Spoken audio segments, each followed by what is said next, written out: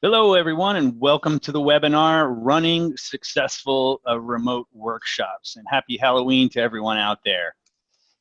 My name is Jim Kalbach. I'm the head of customer experience at Mural, and I'll be your co-host today. And I'm joined by my co-author, Mark Tippin. Hi, Mark. Hey, thanks, Jim. Yeah, really excited to say the book is out there. It's available for download online, and we think it's got a lot of really useful information in there. We're just going to hit the highlights today, so I'm looking forward to getting going. Yep, we have a lot to cover. So I just wanted everyone to, say hello in the chat where they're from. So I'm calling in from Jersey City, New Jersey. I see some folks already engaging there. Happy Halloween. Portugal, we got Mexico, Toronto. Wow, look at this. Around the world today, Mark. Yeah. Fantastic. Time zones. Thanks, everyone, for joining. This looks great. So we do have that chat where you can chat with each other and have a little side conversation. We're going to post some links in the chat. In addition to the chat, there's also a Q&A pane as well, too. So if you look at your webinar software, you'll have that chat that you're engaging with right now. But there's also a Q&A pane, an option that's labeled Q&A. If you have a question for Mark or I, put it in that Q&A pane, and we're going to get to that at the end as well, too. So let's get started here. You know, the nature of work in general is changing quite a bit. Our organizations are changing. You know, the nature of full-time employment is changing, how we're hiring, what work is in general. But of course, remote work is also increasing as teams become more distributed through mergers and acquisitions, and companies working across time zones and around the world. The way that we collaborate is changing quite a bit. And we'd like to talk about some of our key points, our advice and recommendations for facilitating remote workshops in particular. And we break things down into three big categories. Before I talk about those, though, and we're going to go through each individually, I just want to point out that you should always start with a common purpose. So we like to say start with your target outcomes. And that applies whether you're working offline or online, in person or remote. Always start with a purpose. And a lot of times, when people complain about, meetings not being effective, it's because you don't have that common purpose. So that still applies when you're working remotely. But there's a different mindset that I think you need to bring to the table when you're facilitating remote workshops. And those concerns fall into three different categories. What are the tools that you're going to be using? The people, the teams that you're going to interact with, there's some key questions there. And also then the techniques as well, too. And one of our big points of advice is to make digital collaboration your starting point, not an afterthought. So think through each one of those things, teams, tools, and techniques, from a digital standpoint before you get started, and you'll be much better off when you're facilitating and collaborating remotely. So don't make digital collaboration an afterthought. Think about it from the very beginning. And we like to say have a digital first mindset through each one of these. So I just wanted to talk about those 3 points. And these are just categories of concerns and ways to think about your digital collaboration overall. So first, strategize for different team configurations. There are lots of questions and concerns that you can ask yourself around the people that you're going to be participating with in a remote workshop. And we have a lot of the key questions in the book.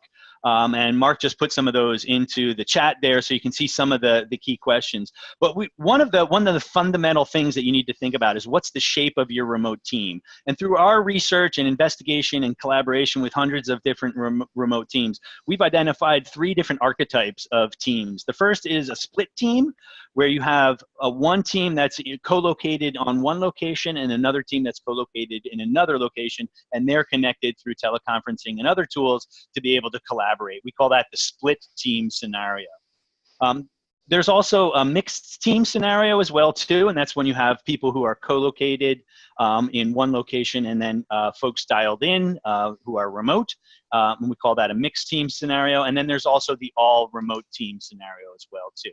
One of the key things to think about here is how are you going to even out the interaction, and how are you going to engage everybody?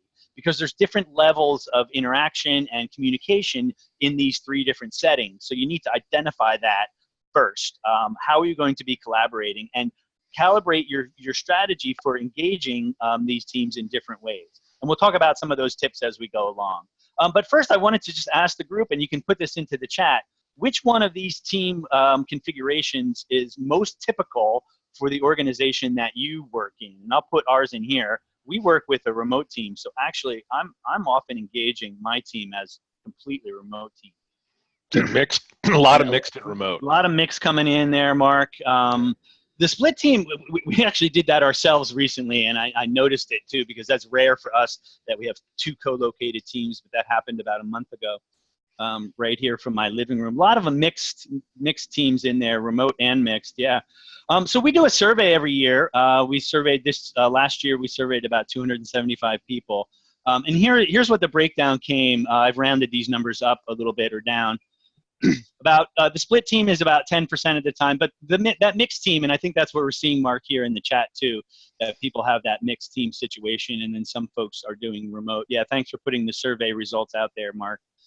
In that mixed team situation, you have a fundamental imbalance. The people in the room can communicate a lot quicker with each other than on the phone, so you often get a here and there type of interaction, and the folks on the phone are often just kind of listening in. As the facilitator, you need to recognize that and strive to have a balanced communication, particularly in that mixed team setting, which seems to be very popular here today, Mark. I'm going to push on to the next T, as we call it, the tools. When you are collaborating remotely, your communication is mediated through tools, through software programs. And we've identified 5 different types of collaboration needs for which you need tools. And instead of listing just tools that you can use, we like to think about things in terms of these needs. What does a team need to collaborate effectively when they're communicating remotely? Well, they need to communicate in real time. And that's, video conferencing and, audio and video. They also need to communicate asynchronously, so email and chat. They also need to share documents, so having a shared space and a document, a drive where you can share files and documents. You need to stay organized, so calendars and project tracking. But we believe that you also need to think visually, and that's where Mural comes in. It kind of completes this ring of needs. And we like to describe this as the digitally defined workplace. So I call this the digitally defined workplace. And if you have a tool that covers each one of these, you have a complete set of tools that you need. So the point here, though, is to agree on that tool set, and as the facilitator, clearly communicate that in advance, what you're going to be using, and don't assume that everybody has access and can use those tools as well, too. So think about your tool set as a whole. I'd like to pass it over to you, Mark. So I'm going to follow you here, and then we can talk about techniques. All right, sounds good.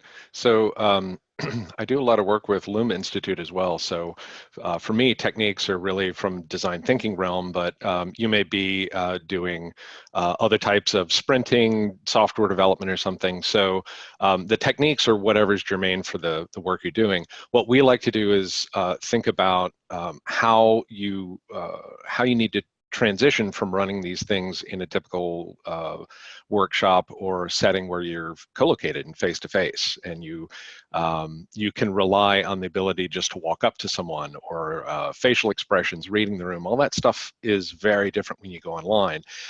And so to set yourself up for success, you need to be thinking of things in terms of what you do before, during, and after your workshop, which is going to be reflected when we dig in a little bit deeper. So in terms of what you do before, we've already talked about making sure you know what are you trying to do in the meeting, and so we like the 3 T's, as we call them, as kind of like an initial hygiene step. Nothing is going to work right if you haven't really studied those fundamentals, but there's more to it beyond that. Once you understand the team shape and everyone's agreed on the tools they're using, and you've thought about how the techniques are going to work online, you've rethought them, you create a central space for people to go to be working and practicing. So all of this is what you need to do before the workshop. Most people think, I have to be concerned with what happens the day of the workshop. There's actually quite a bit to do beforehand to make virtual workshops work better. During, it's really critical that you manage time. So we like to say you time box everything. And in co-located workshops, typically you can break a room up and have them work on something for 20 minutes, 40 minutes or something. That's way too long. So when we say time box, we're talking about 2 minutes, we're going to work quietly. All right, 5 minutes, we're going to do this. Okay, 30-second share out. So you're and using a built-in timer like the one we have in Mural to keep things moving along, and it keeps the energy up. You want to leverage multitasking, right? So we've activated the chat channel with you today. So there's that and Slack and different ways for people to be doing a little bit of research, following up on an inquiry, bringing that information in. So everyone's multitasking by nature online, so why not leverage it? Also, co-located workshops usually try and pack a lot of value into big long days. 1 day, 2 day workshops are typical. The beauty of remote is that you could take what you would normally try and pack into 1 day and bust it into 3 or 4 meetings. This also allows people to process information differently. Some people are sharp and in the moment, and some people need time to reflect. So breaking out what you would normally pack into 1 day with a day in between or a couple days in between can be a huge advantage. And digitize as you go. After the workshop, you really want to make sure that you're soliciting feedback and sharing out and making sure you are clear on how the material landed, what worked well, and what didn't work well. All right, and I think we had some, thanks for posting the questions on techniques. So let's jump into the first one in a little more detail. So this is in the prepare section. So the first thing you want to look at is logistics, right? And setting goals and identifying constraints is kind of looking at the what and how of the situation. Sometimes you may have a constraint like only a certain amount of time, which is going to limit the amount of techniques you can do. Sometimes you may be working with international teams, so you have to be considerate of when some people, it may be very late in the evening, maybe very early in the morning. So breaking the workshop up, doing some asynchronous work, and not always penalizing one team over the other are some of the things that are helpful to consider. Also, right up front with any project, but especially with a workshop, is identifying stakeholders. So clearly you want to make sure you're involving the right people, not too many people and not too few, but the right participants. For us at Mural, when we're running these workshops with clients, it's really critical that you have a single point of contact. That's the person you're going to be working with all of the communication. So invitation emails and links and all that stuff, we find it much better if that's coming from someone inside the company. People pay attention to it, you avoid things getting stuck in spam filters and stuff. So if you're a consultant running workshops, really critical to have that point of contact to work with. And then co-facilitators. Like today we have some additional people that we'll bring on later that are going to help us. So you want to make sure that they're in the loop and they're connected.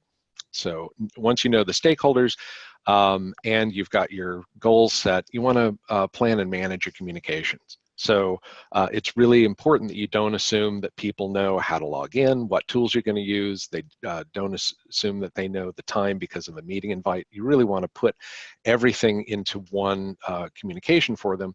And we break out an initial invitation for all participants. And here's an example.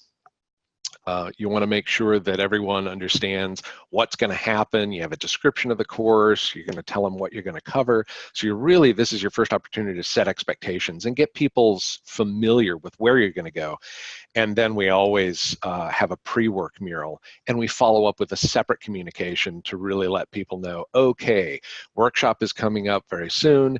We want you before the workshop to log into this mural, share a little bit about yourself. It's also an opportunity for you to share some resources about tools or customer research, things that you want them to have in mind when they show up. It's also good just up front to prepare your follow-up questionnaires, anything that you're going to send right at the end of the meeting, or the end of the workshop, so you can really maintain momentum at the end with a follow-up and a questionnaire to solicit that feedback. So let's talk a little bit about the murals, because that's really the heart of what you're doing here. Once you know what your goals are and you know who's going to be there, it's time to start gathering assets and building out templates. So in the case of the scenario we have today, we've actually built a couple murals. One of them was a pre-work mural, and that we sent out to people in advance. It had some links to videos and tips and tricks on how to use Mural in case people are new to that tool and how things are going to work. Then we also have this presentation Mural. So what we're showing is something we put together, and it's view only, right? We're not inviting 50 people into this space where things might get clicked or moved, or we really have a way to put our information together, and this is what we're going to be showing people.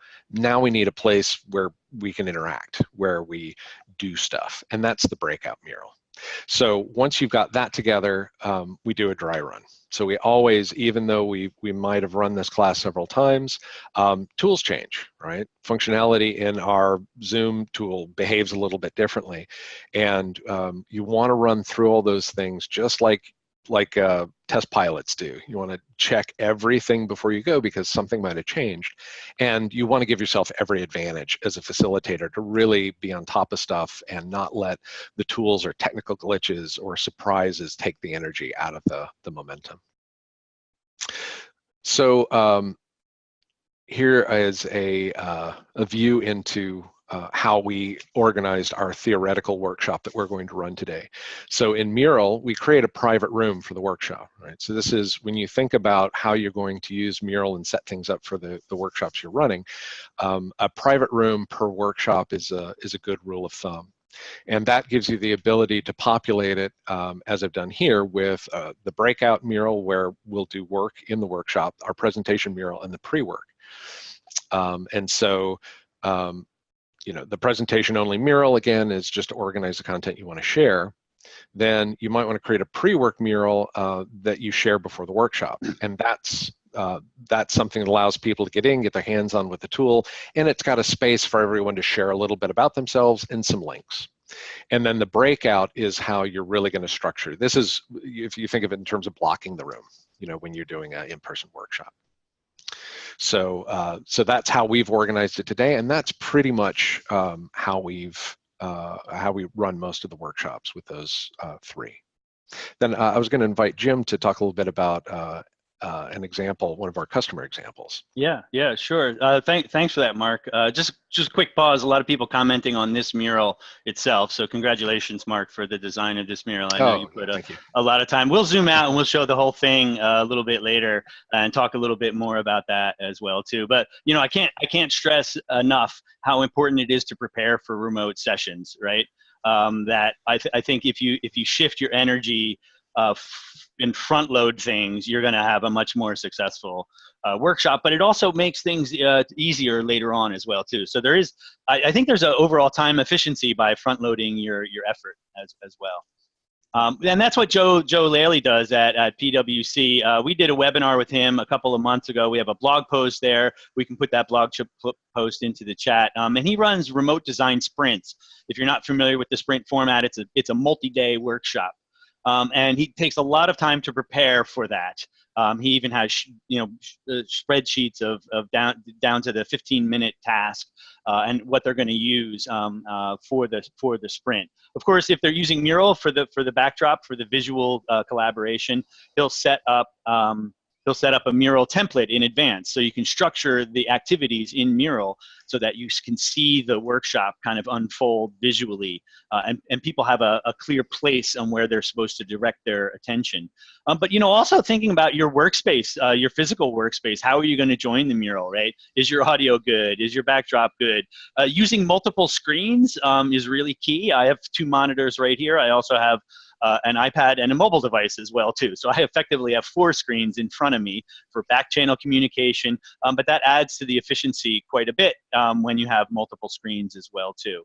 And then they use Mural for sketching and uploading photos and things. So you can see here they can get very visual in their collaboration during that remote sprint.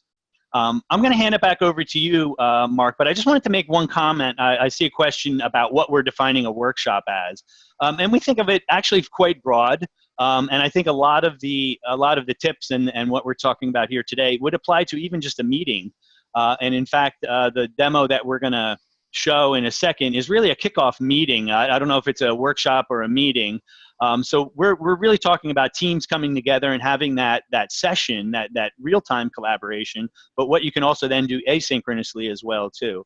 But when we talk about workshop, we're usually talking about a multi-exercise session of length, so more than an hour, let's say, and more than just presenting information. When we talk about a workshop, it's where participants want to, you want feedback from them and engage them. I think that's really the big difference, is that everybody is a participant rather than a meeting where it's an info share or a decision-making type of meeting. So Mark, I'm gonna give it back over to you, or rather follow you, Okay. following Mark for this, and we can go on to running the session. You bet. So, so we've wrapped up on all the pre-work that you do. Now we're going to get into it's showtime. The clock is running and people are showing up. The first topic that I want to talk about is facilitation, and this is a little bit of an art and a craft and a science. But you know, good facilitators when you run into them. These are the things that we like to focus on when we develop our facilitation skills. The first one is around timing. It's really important that you understand and control the time that you have. I say that with a little bit of irony because I'm looking at how we're stretching our topics a little bit longer than we meant to today. But the balance here is between structure and flexibility. So you have a plan, but then you also build into it the time you need to actually go a little bit longer if there's a valuable discussion. But you're also mindful of building in breaks and making sure that people, especially in online sessions, you want to be sensitive to at least every hour or 90 minutes doing it. Just a 5-minute break. That's usually all people need. To kind of get water, do a bio break, that kind of thing. Time boxing, and starting on time is important. So in many times I build into my workshop something that is not critical information right up front, but it allows me to start engaging with people right away in a warm-up exercise or something.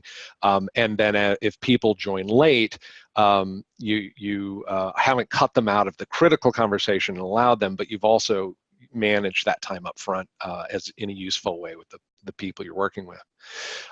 It's also your job as a facilitator to kind of establish the right mindset in the room, and this is especially important in remote sessions, is creating this safe space to collaborate. So using a warm-up exercise is a great way to get people to share a little bit about themselves, get to know people outside their job description, and is a critical way to get people to start to be slightly vulnerable doing a personal share, and that will benefit all of the work you do in the workshop, where people really need to start talking about, you know, challenging issues around work and that kind of thing. Setting the ground rules up front, what the expectations are. In a co-located workshop, it's usually laptops closed, phones away. Here, you might have another set of ground rules that you want to make known for this group. Directing traffic is also really important. So we have several ways we do that. Usually you have a participant list. So when you set up the ground rules, you set the expectations that you will be called on, right? So people don't just sit back or check out or turn their video off and go do something else. And you just use that participant list to call on someone. You know, so Tom, what do you have to say about that? And you direct and draw people in.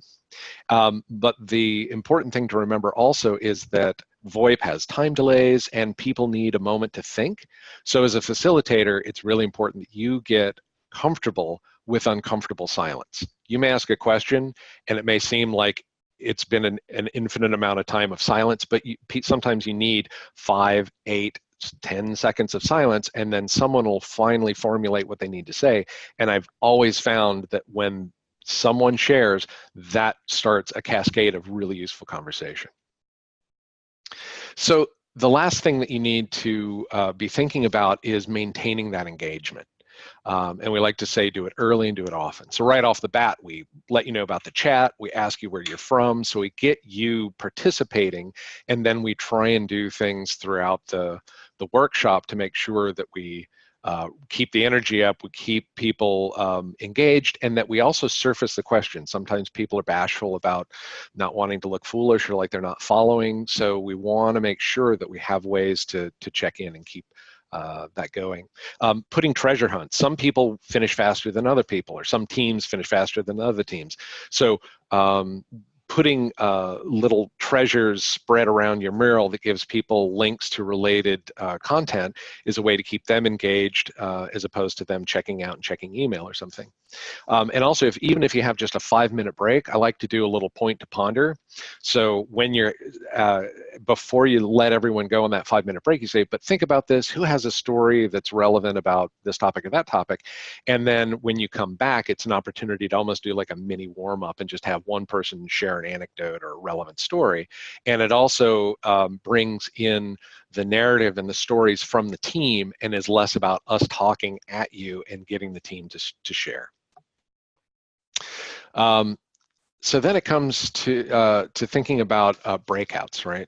You have your presentation mural, you're structuring the expectations about what you're going to cover, and at some point, you want them to participate. And we like to use breakout rooms, and we're huge fans of Zoom because we think they've done an excellent job. So why would you want to use a breakout room? Well, it's the closest simulation we can get to that face-to-face experience where you might have 20 people in a room and you break them into 4 groups of 5.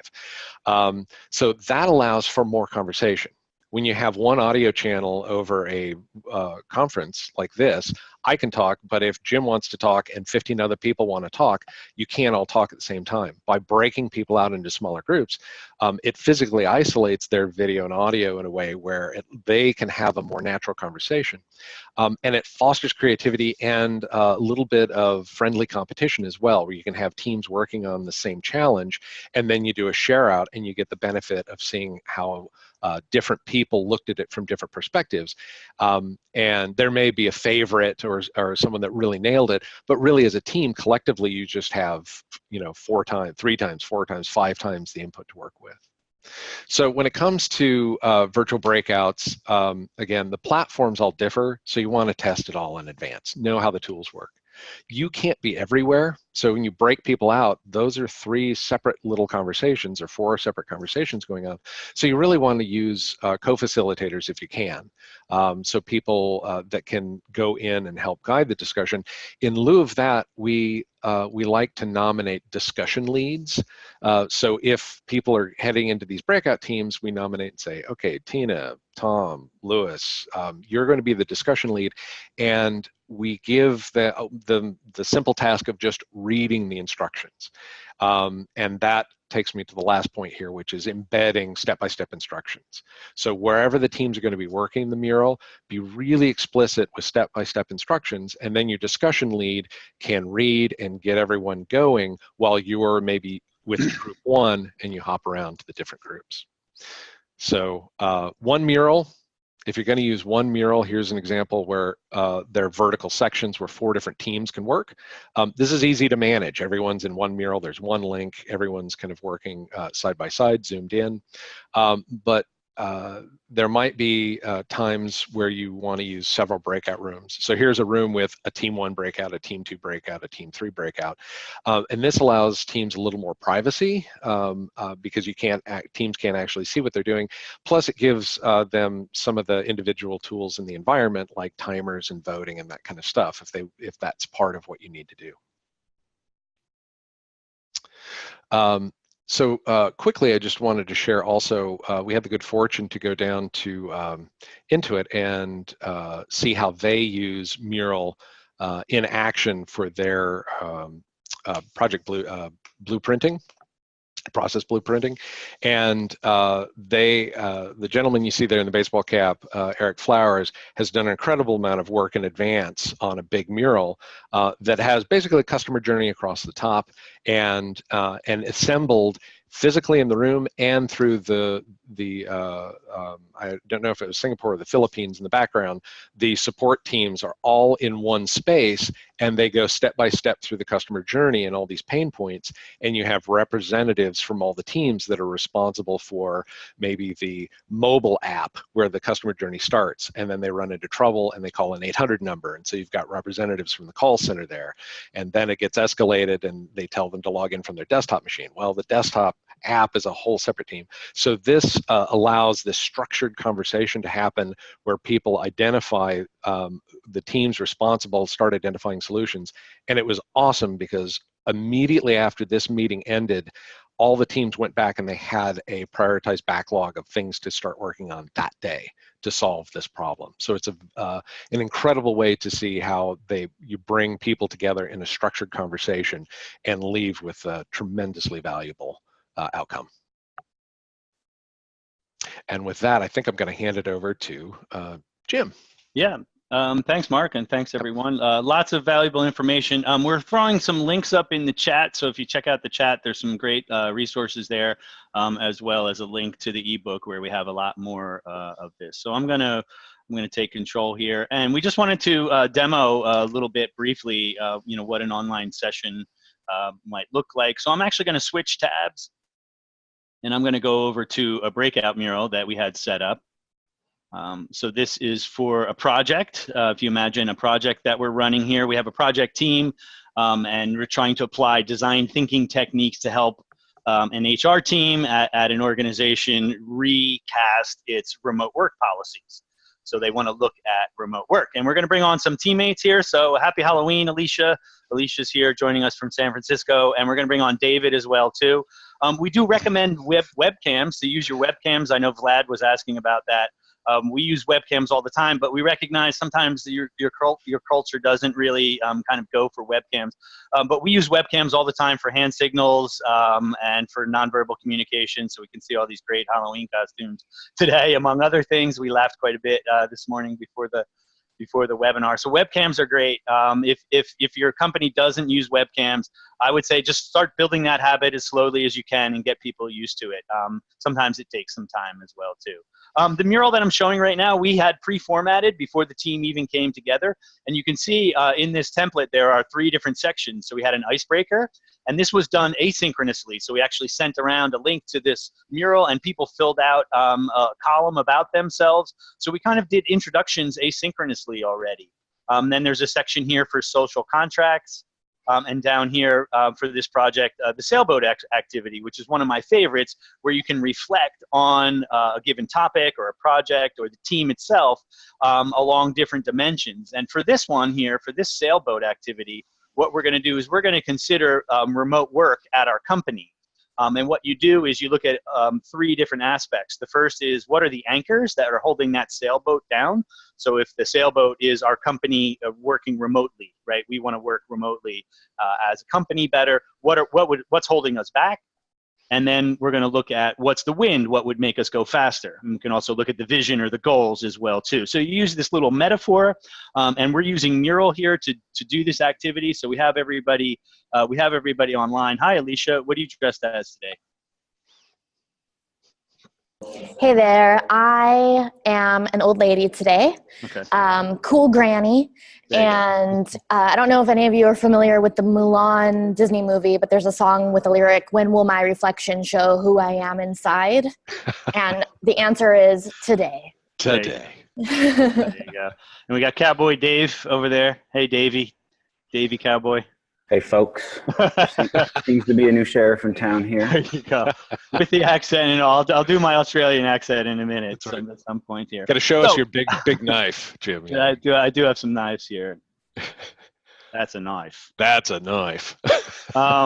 So we have a new timer feature in Mural. Mark mentioned that. You can see it here in the top center. You have to designate yourself as a facilitator. So if you go to the Mural members, you'll see there's a members list. When you then manage those members, there's a new column there, and you can designate people as facilitators. And when you do that, you get a timer.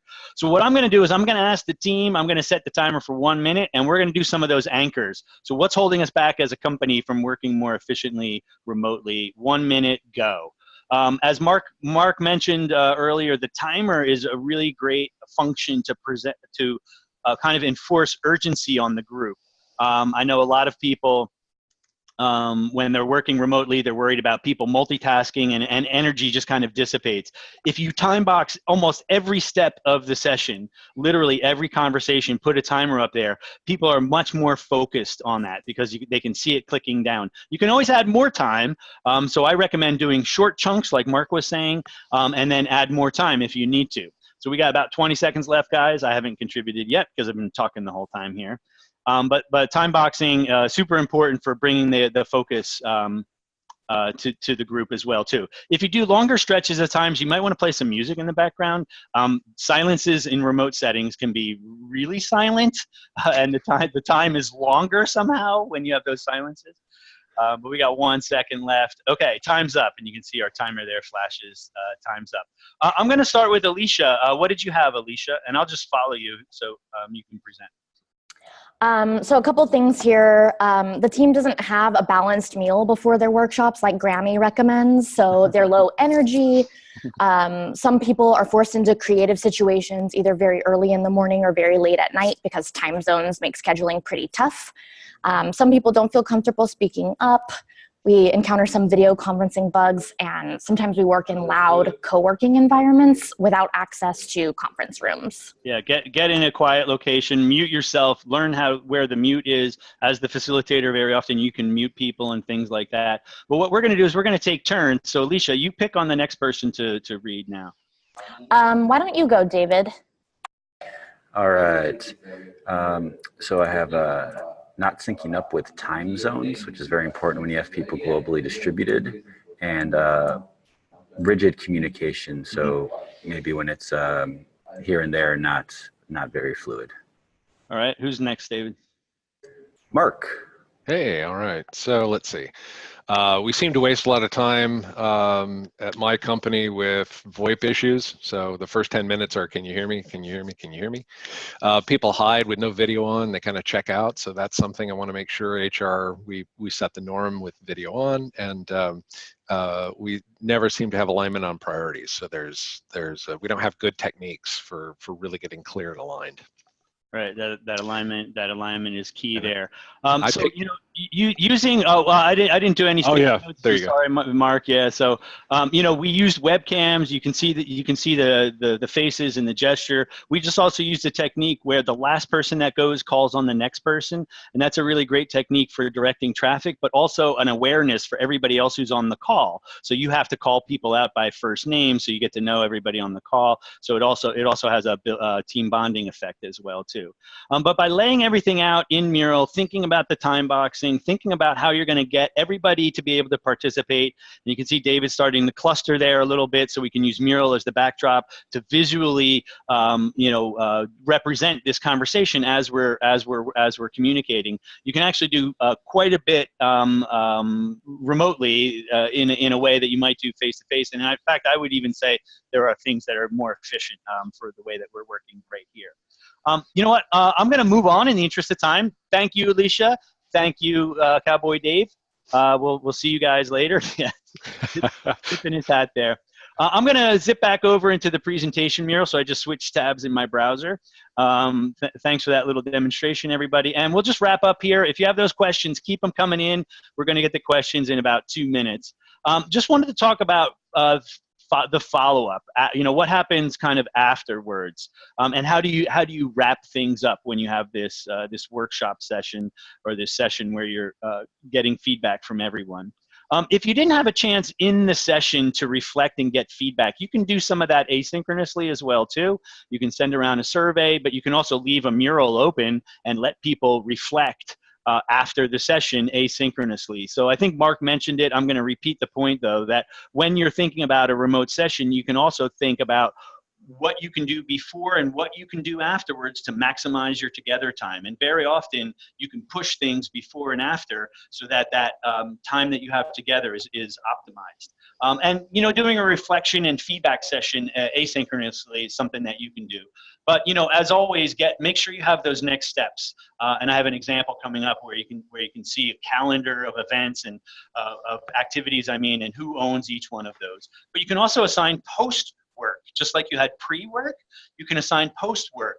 A prioritization exercise, some exercise to continue, developing concepts, and you can work asynchronously with post work as well too. Again, kind of flattening out the workshop and putting things before and after as much as possible. That helps you maintain that team momentum. When you're working remote, the momentum sometimes goes away as soon as you close down the meeting. The momentum gets lost, and you want to keep that momentum going.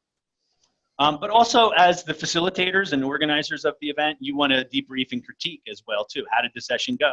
What could be done better?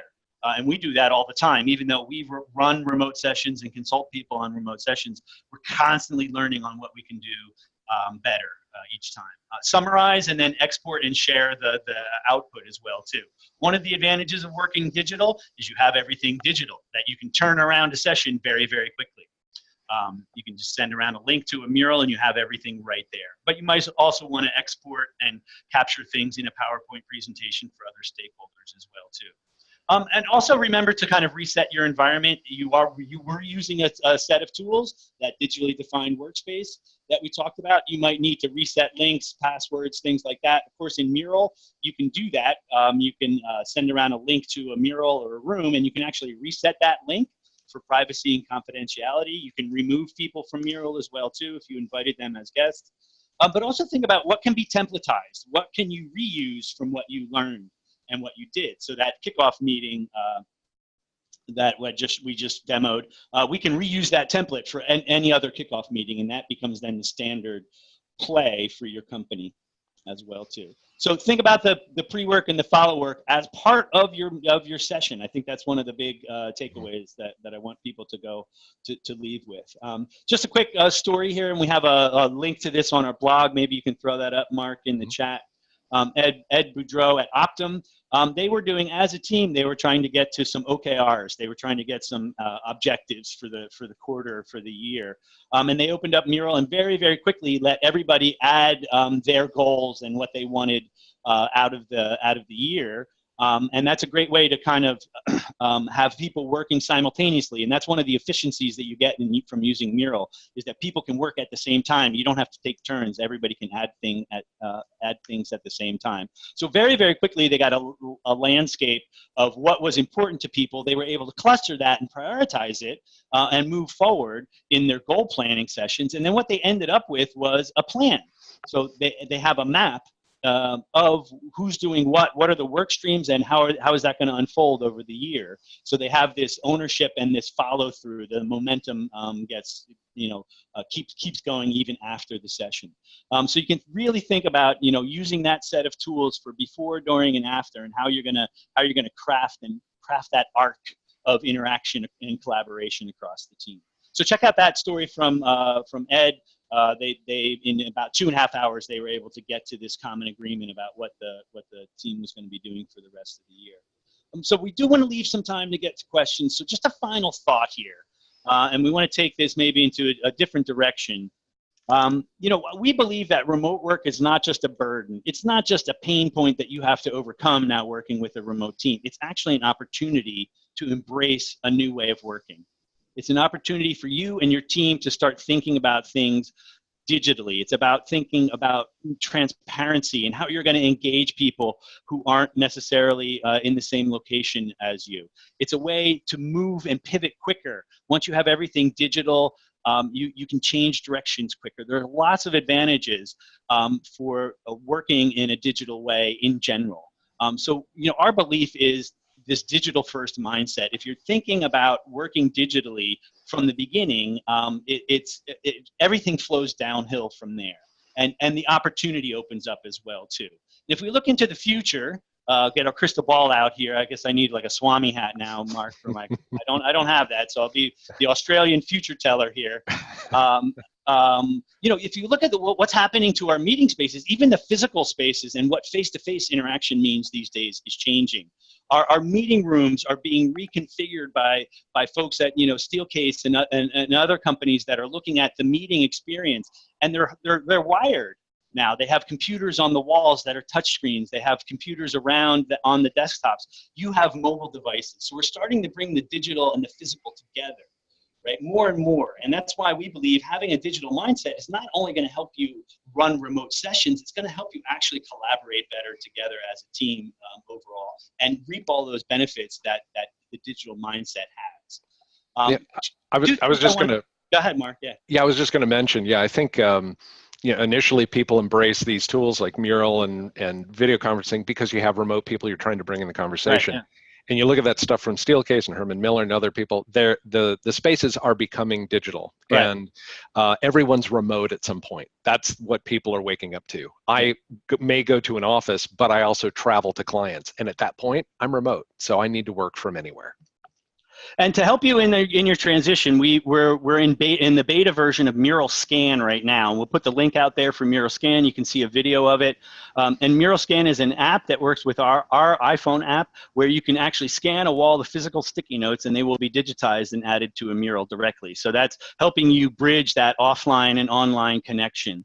But we're also starting to see, and I see Lee Duncan in the chat says digital in person, and I say yes to that. And we're working with teams, around the world. Our friends at Ernst & Young, for instance, perfecting and refining this digital motion for in-person workshops, using large touchscreens and devices, and using Mural as not only a way to get ideas out on sticky notes, but also to present information and structure breakout groups. So I just want to show two final things. I want to show another mural, and then I want to come back to this mural, Mark, and zoom out so everybody can see this mural. But we've been developing this technique that we call immersive storytelling murals. And you'll see here, as soon as that updates, we've taken actually the content of the book and we've arranged it spatially using color and shapes in Mural to tell the story of our book here, the story of remote facilitation in a large mural. And what we're going to do is we're going to send around a view-only link to this mural so you guys can actually see how we've done this. And what we're seeing now are teams using Mural and other tools to actually present and capture everything digital. So when I zoom out here, you can see this high-level story, this big picture of our book is now in a completely different format. And that's what we've done for this presentation. So I'm going to go back over here, Mark. And Mark had this great design here for the presentation that we just showed you as well, too. Now, if you're presenting in person, you have a digital artifact that you can present from, but is also malleable, and you can add to it, and people can engage with that as well too. So thinking digital first, we believe, is kind of the key to new ways of working and adopting new habits across the team. Facilitators too. If it's a blast to present with a hub or one of these large touchscreens, yeah. Totally different than advancing slides with a little remote control and an overhead projector. And then the breakout groups, instead of a flip chart, you have a mural on one of the screens, right? And then the summary of the workshop, that's a whole nother use case that we're developing where you summarize the workshop. And the readout back to stakeholders is a capture in Mural as well, too. That all becomes rich and digital and online. And you save a lot of time. You're able to pivot quicker. We're seeing all of these benefits with the teams that we're engaging with. So we have a field of questions here, ton of questions. Thanks for all the questions, guys. Let's see, where do you think we should go first, Mark? Is there anything that caught your eye? Let's see. I saw talking about ground rules. I know you have some really good ground rules, and I'll capture.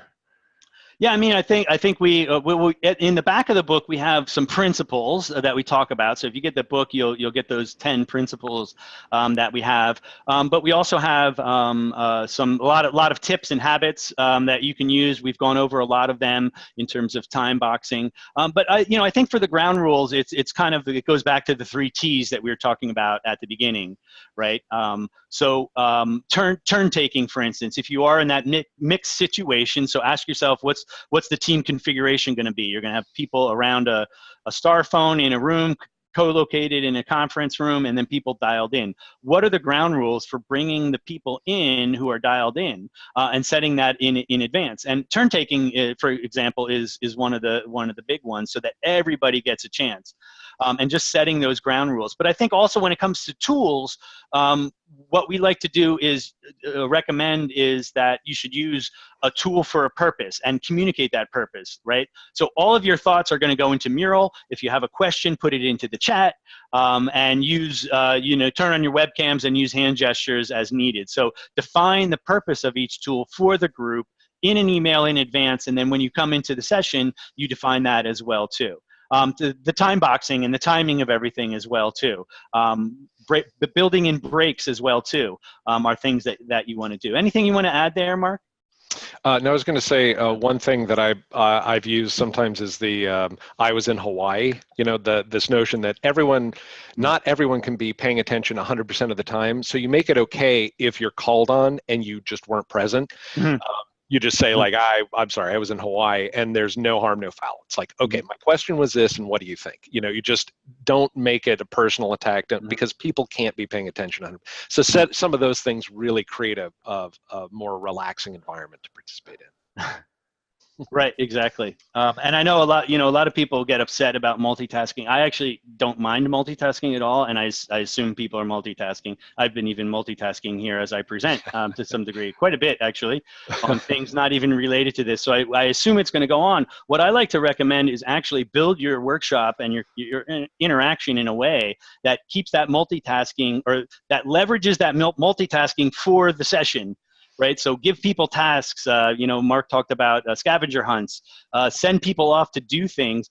If you come out of that session and there's a long list of to-dos that half of them you could have done in the session, then you didn't leverage that ability to multitask.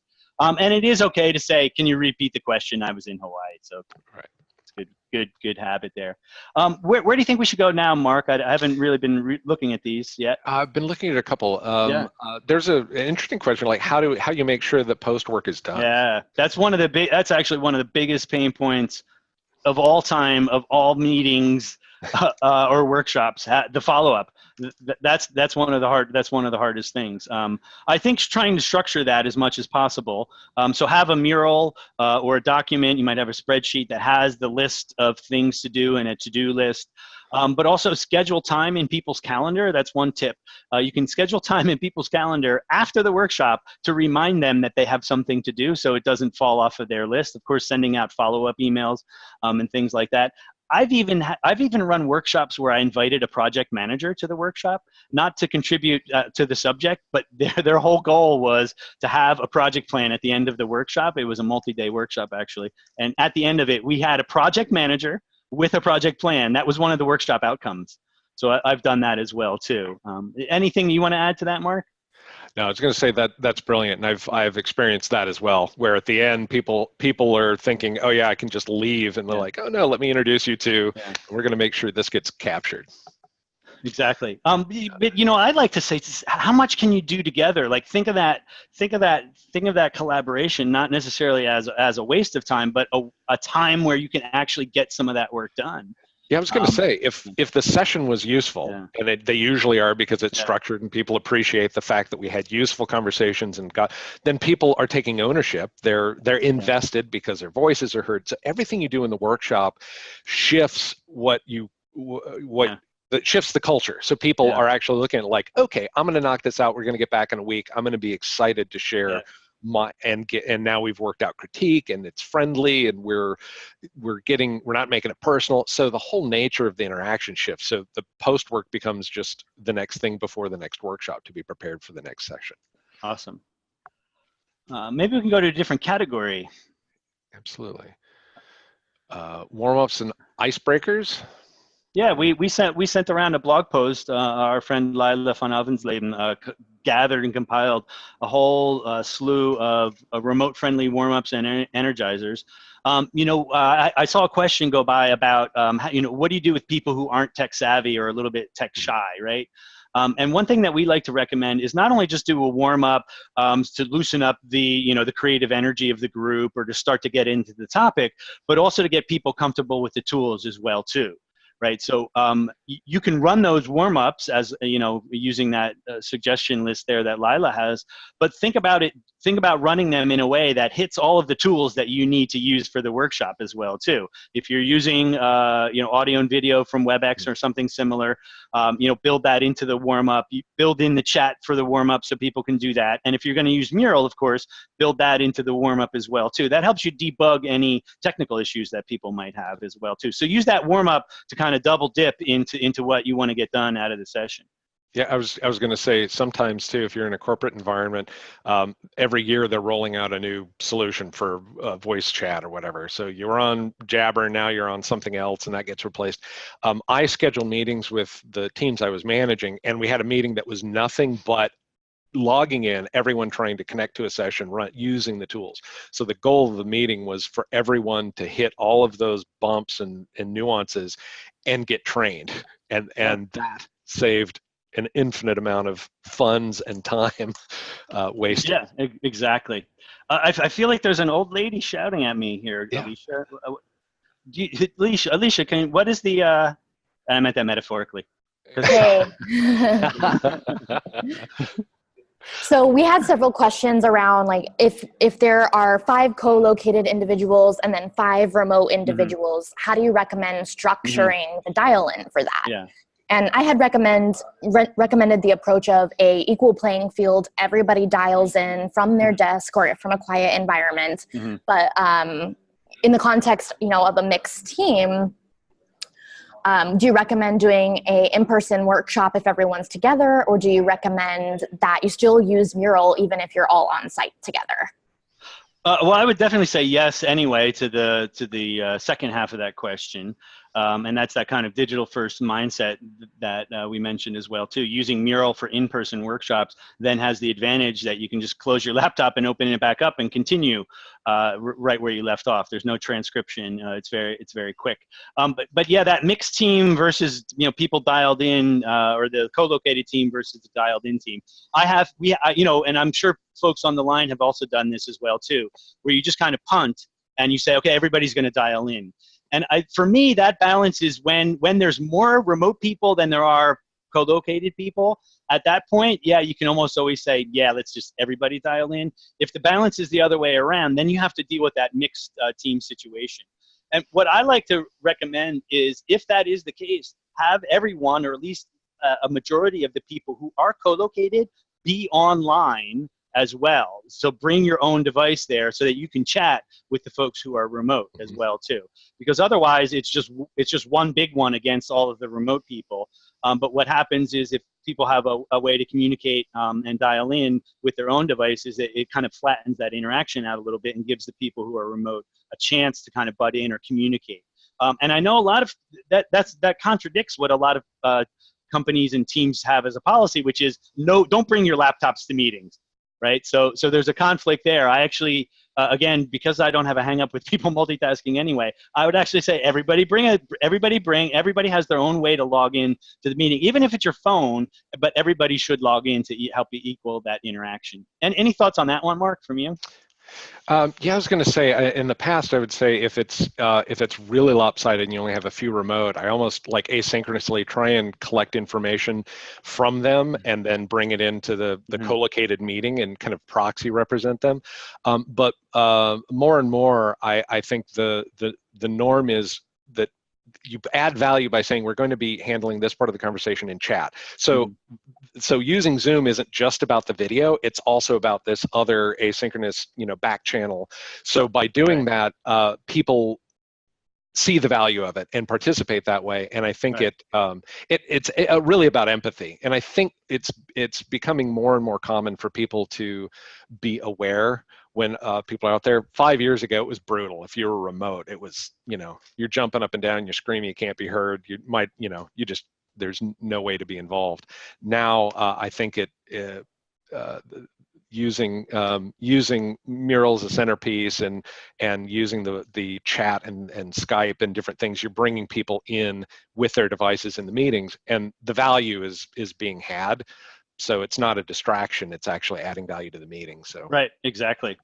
With that, I see we're kind of running out of time here. Thanks for all the great questions. We didn't get to answer all of them live, although I was just scanning them there, and I think we touched on a lot. There's obviously a lot more in the ebook. If you go out to our blog, we have lots of great resources there as well too. But thanks everyone for being part of this conversation, and we would like to hear your thoughts and continue this. We're super engaged with this topic as things develop. We like to do these sessions and publish and speak about these things as well too. So please don't hesitate to reach out to us, everyone. But Mark, thanks so much for, there you go. The costume the big reveal. The big reveal. But thanks, Mark, obviously, for the collaboration on the book and for this great mural and for joining us today. Yeah, absolutely. Thank you, Jim. It was a pleasure. It was great to work on that, and like I say, love the culture, fun culture here at Mural. So Thanks, Alicia, for joining, and Cowboy Dave, thanks for joining. Go ahead, Alicia. Yeah. I was just going to mention that there were a ton of really amazing questions, so I wanted to see if maybe we could make an effort to create a little FAQ to include with the resources. I think what we'll do is we'll put those all into a document, and Mark and I will go through and add some thoughts or resources there, and then maybe we could throw that up on the blog or something like that, David. That's what Grammy likes to hear. That's what Thanks Grammy so much. Want to make All right. Grammy happy. All right, Cowboy Dave, thanks for running everything and joining in. We appreciate it there out in San Francisco. You bet. Take care, everyone. Thank you. Boom, boom. Thanks, everyone. We'll see you next time. Bye-bye. Happy Halloween.